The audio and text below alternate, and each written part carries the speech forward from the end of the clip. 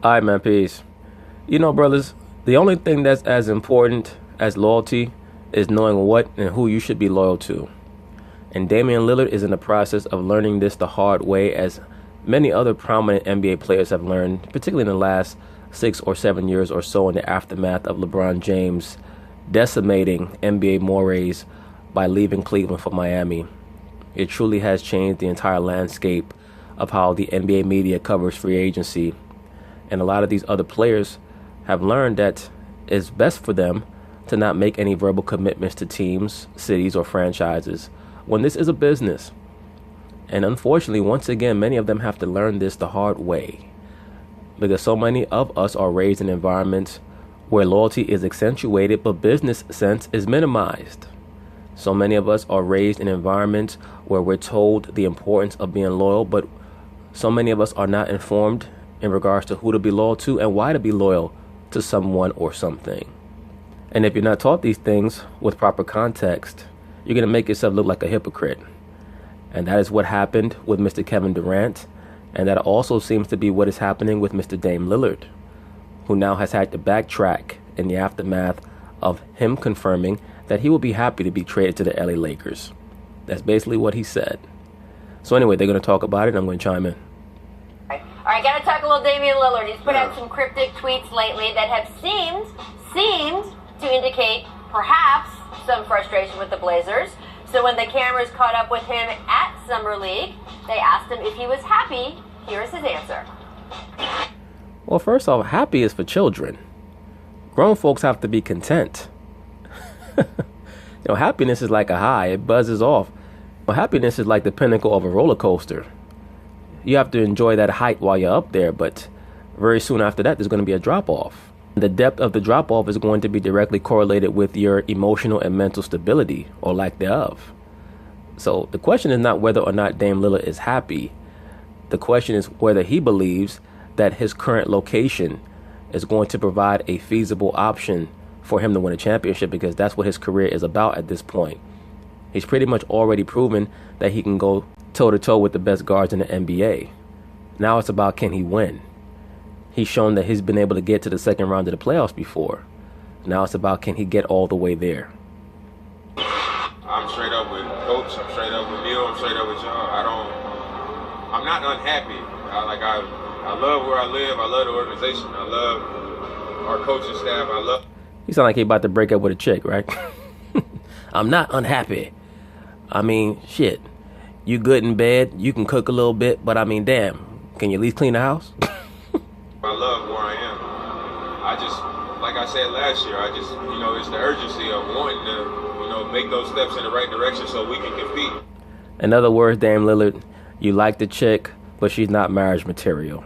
That's what you're saying, Dame Lillard. Be for real. You know that you're not going to be able to draw any prominent free agents to Portland. And unless you have a mastermind GM who'll be able to swing a mega trade similar to a Sam Presti in OKC, you're not going to get any great assets onto the Portland roster. You know it, and I know it. Dave, what are you hearing as you hear Damian talk there? I'm hearing a man who's about to demand a trade in another season or so. If they get knocked out in the second round again, and definitely if they get knocked out in the first round.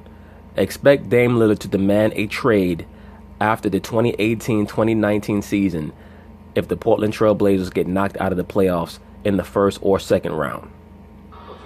What happens when a general manager says he's happy with the coach? It means he's not happy with the coach. It should be implied that the happiness is already there. Beyond that, I always think back to Kevin Garnett saying, after he had already had a success with the Celtics, said, "Man, I wish I got out of Minnesota earlier." Absolutely. Once again, the reason why so many people get on LeBron James is because he did what they wish they had the courage to do, which is to leave a good situation for an even better situation while he was still in his prime. That's called intelligence. That's what that's called. Loyalty is one thing, but you only get one ride in this league. And he's gone 6 straight years in Portland, really made a name for himself in this league there, and they've given him the platform to do so, but the winning has not been at a level commensurate of his talents. And beyond that, I believe Dame Lillard did 4 years in college. So if he's not 29 years old, he's going to be coming up on 29 years old this season, I believe. If I'm wrong about that, one of you brothers can correct me and inform me on what his age is. But he can't be any younger than 27. I believe he's 28. So this right now is a time period where he understands that his team has to make that quantum leap. And if not, he has to find greener pastures. And at what point does he look at other guys around this league who are able to force themselves into better situations and say, you know what, it's time for me to do the same thing? You know, the thing I'm going to say, Dave, though, is he's, in that sense, it's almost like giving up the power. The thing that Kevin Garnett didn't do enough of was leverage his front office and leverage his ownership into making the changes that need to happen. Because he was too busy trying to play the good soldier.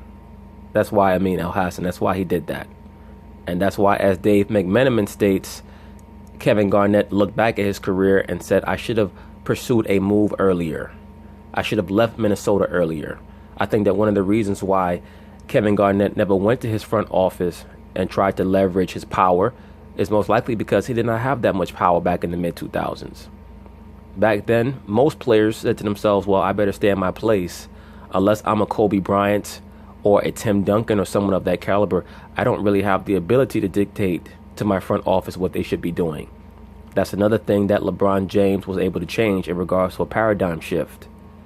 He made it more amenable for players, for prominent players, even if they have not won anything, to go to their front office and say, look, you have to make a big trade or you have to trade me. Once again, that is the great legacy of LeBron James, is that he opened up the minds of these prominent players to not be scared. Don't be scared to make a move. Don't be scared to demand a move. And beyond that, I think that deep down, Kevin Garnett wanted to get the hell out of Minnesota. And I think Damian Lillard has that power in Portland. He doesn't need to say trade me because it's not going to work out here. He has the power to make things happen where people... Does he really have that power? Are you sure about that? He might not have the power that you think that he has, El Hassan. I think that he should try it because, once again, it is far more acceptable in today's NBA for great players to do that. But I'm not quite sure if he has the power that you're trying to allege that he has. People are going to have to worry about their jobs if need be. And for me personally, I don't have a dog in the race, but I'd like to see him work it out in Portland and take advantage of his superstar power in the purest form. But the other thing, Rachel, happiness is a journey, not a destination. It's a happy today, might not be happy tomorrow. I agree with you, sir. You think like a man. Good for you. The idea is that the team has to work to continuously make sure that he's happy. It's a very, thoughtful episode of The Jump today. We're getting all of these life philosophies. I like